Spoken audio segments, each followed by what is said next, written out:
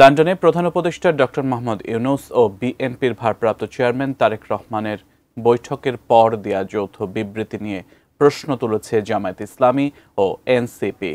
বিদেশে বসে এ ধরনের বিবৃতিকে তাঁরা দেশের রাজনৈতিক সংস্কৃতি ও ২৪-এর অভ্যুত্থানের স্পিরিটের সাথে সাংঘর্ষিক মনে করছে। আর বিএনপি নির্বাচন নিয়ে সরকার ও কমিশনের তৎপরতা পর্যবেক্ষণে রাখতে চায়। আরও জানাচ্ছেন সহকর্মী নাজিয়া আফরিন।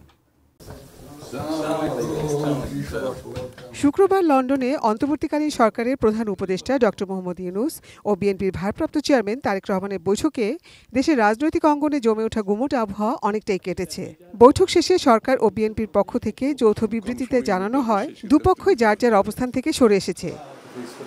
বিষয়টি ইতিবাচক হিসেবেই দেখছেন বিএনপির নেতারা, তবে এখনও অনেক পথ বাকি আছে বলেই মনে করছেন তারা। একটা অন্তর্বর্তীকালীন সরকারের মধ্য দিয়ে আমরা যাচ্ছি, অতি অবশ্যই সাংবিধানিকভাবে সেটা গঠিত হয়েছে।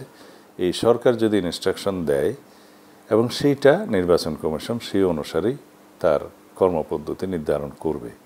তো সুতরাং অপেক্ষা করতে হবে যে প্রধান উপদেষ্টার কার্যালয় থেকে নির্বাচন কমিশনে সেই ইনস্ট্রাকশনটা কখন যাচ্ছে। এদিকে জামাত ইসলামী বৈঠকের পর বিদেশে বসে যৌথ বিবৃতিকে বাংলাদেশের রাজনৈতিক সংস্কৃতির ব্যত্যয় হিসেবে আখ্যায়িত করেছে। প্রধান উপদেষ্টা একটি দলের সাথে বৈঠকের পর যৌথ প্রেস ব্রিফিং করায় আগামী নির্বাচন অবাধ, সুষ্ঠু ও গ্রহণযোগ্য হওয়ার বিষয়ে জনগণের মধ্যে আশঙ্কা তৈরি হয়েছে বলেও মনে করছে জামাত ইসলামী। ব্রেকফাস্ট, টিফিন কিংবা স্ন্যাক টাইমে মজাদার আয়োজন মানে অল টাইম ব্রেড। অন্যদিকে জুলাই অভ্যুত্থানের মাধ্যমে গড়ে ওঠা ছাত্রদের নতুন দল এনসিপি লন্ডনের বৈঠককে ইতিবাচক হিসেবে দেখছে।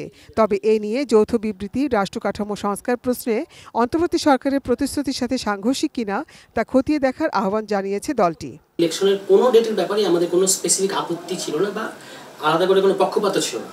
আমাদের বক্তব্যটা এখনো আগের জায়গাতেই আছে যে জুলাই ঘোষণাপত্র, জুলাই সনদ এটা প্রণয়ন করতে হবে সকলের সাথে কথা বলে এবং সেটা নির্বাচনের আগেই বাস্তবায়ন করতে হবে।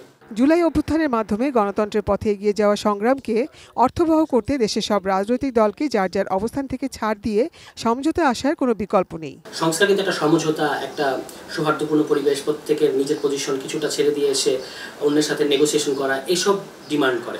তো প্রতিদ্বন্দ্বিতাপূর্ণ পরিবেশ এবং এই দুটো কিন্তু একসাথে চলে না।